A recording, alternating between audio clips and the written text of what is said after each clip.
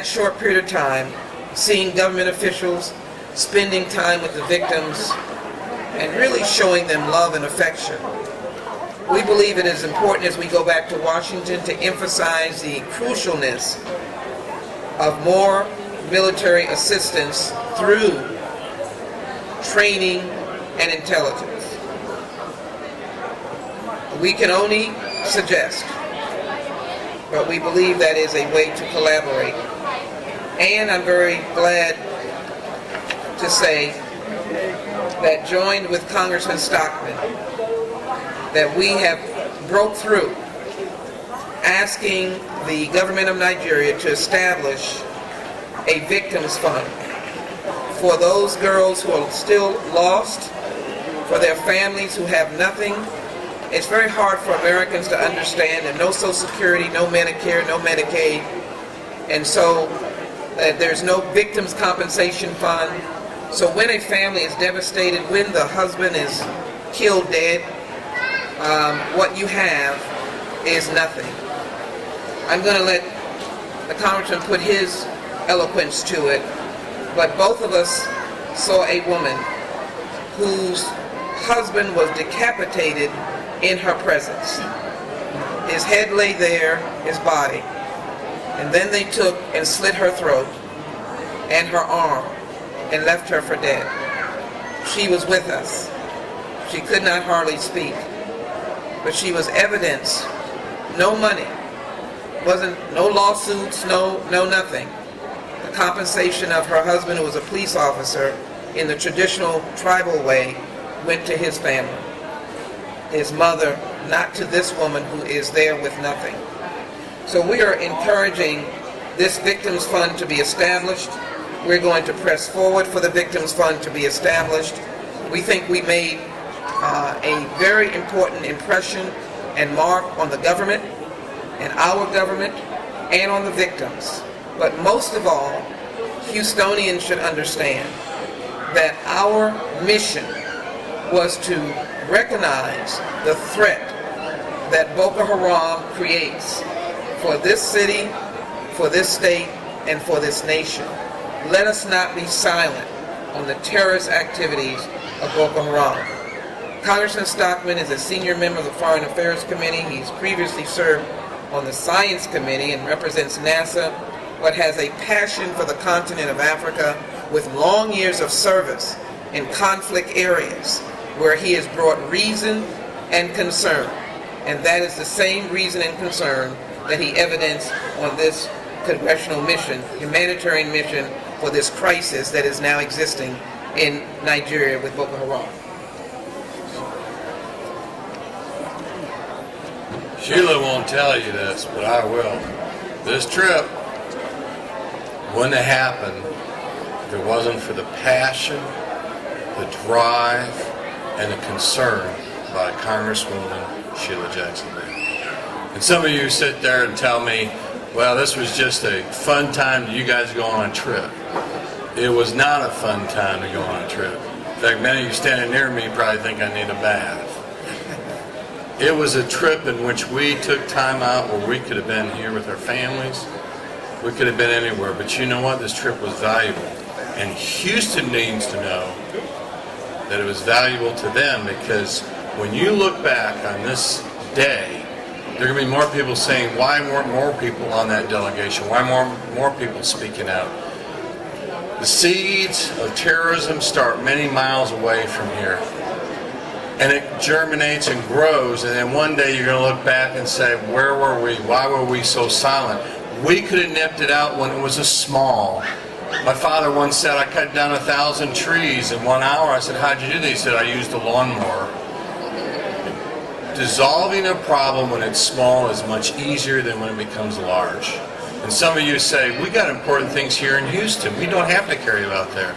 If you ignore these problems overseas, they will come back to you. And as we all remember 9/11, how quickly we forget that those seeds were germinated in a very far, far away place. But then it came back to the United States. And I'm saying to you, listen to the stories, the horrific stories, in which these young people were captured, throats cut, barbarian beat up, and even now they said they're keeping them in a shelter which is under trees. That's their shelter. If you're a human being, you have to have some heart and have to take action. And again, I want to thank Sheila, because she stood up and she persisted on us going, and we made a great stride, I think, to wake up America that this seed that is growing over in Nigeria, which will become a larger country than the United States, keep that in mind, and has already surpassed South Africa in the economic power. Nigeria is the most largest economy in Africa. You ignore this, mark our words, you will regret it. And I think, again, I want to thank Sheila for bringing it to our attention, and I think America will wake up. This is an important case. This is the canary in the coal mine. And if you ignore this canary, these problems that you think are miles and miles away from where you are coming home. Thank you. I want to thank Steve very much for making a very important point, because I stand here with the Nigerian community and supporters. It is a dynamic economy. We expect in 2025 for Nigeria to be 400 million people, and there is a lot of hope there. But just think, as the Congressman said, there's a lot of hope, but you take a match to that hope if you allow the evil seeds of Boko Haram to be able to continue. So I want to, any member of the Nigerian community that wants to be representative of or to make a comment, I want to thank them for taking their time to come out, and I would be delighted for a comment of anyone. Thank you. Let me also again thank the co-leader of the delegation, and mention that our colleagues include Congressman Frankel from Florida and Congressman Wilson from Florida as well. 2 Texans and 2 Floridians who really understand the seriousness of this issue.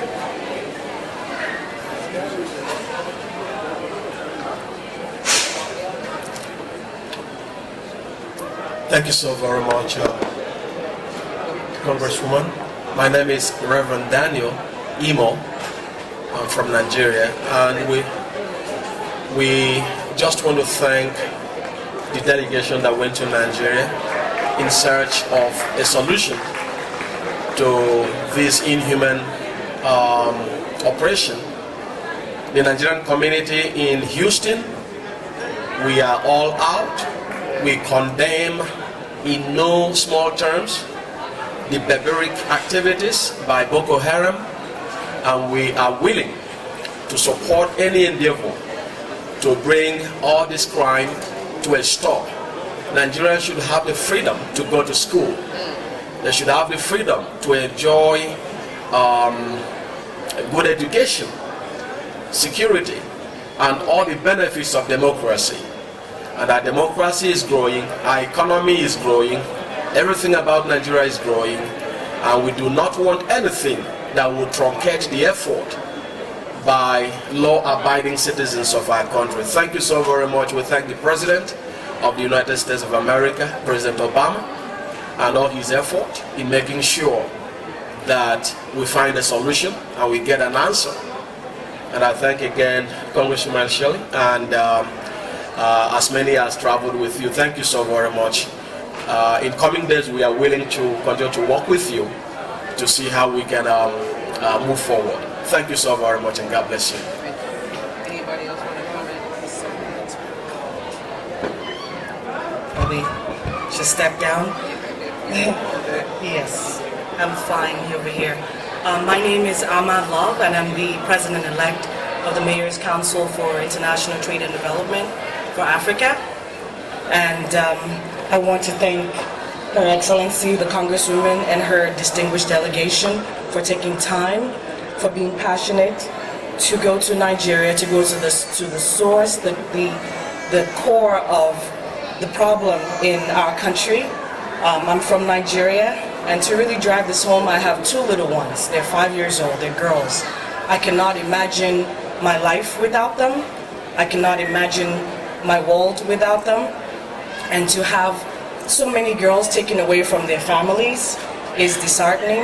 And we stand with the Congresswomen, with the United States and the world, anyone who is willing to join us, to find a solution to solve this problem, to give us access to education, to give us access to a free economy. Nigeria is a growing economy, and we want to continue to promote it in good light. Africa is a growing continent, and we want to continue to promote it in good light.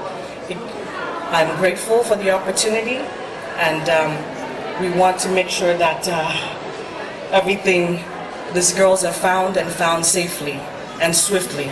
Thank you very much, Congresswoman. Thank you.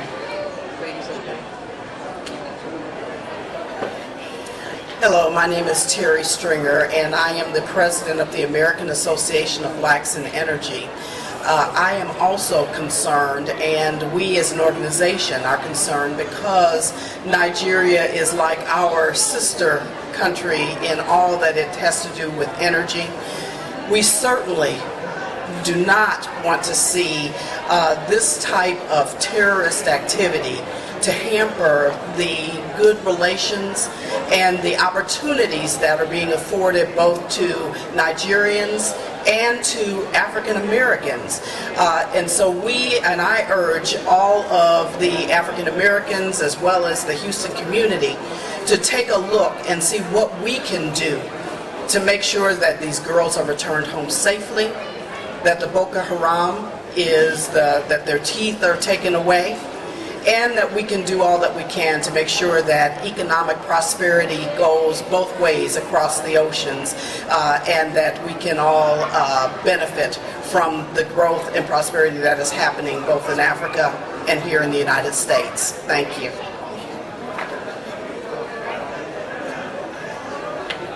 Okay, thank you very much.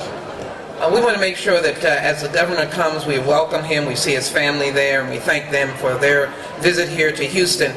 That is an example of the close ties between Nigeria and the United States of America, when one of the governors of the states in Nigeria is now coming into the Houston International Airport. Let me close for this moment and simply say everything that has been said here is accurate. First of all, there is an energy nexus between Houston and cities in Nigeria and regions in Nigeria.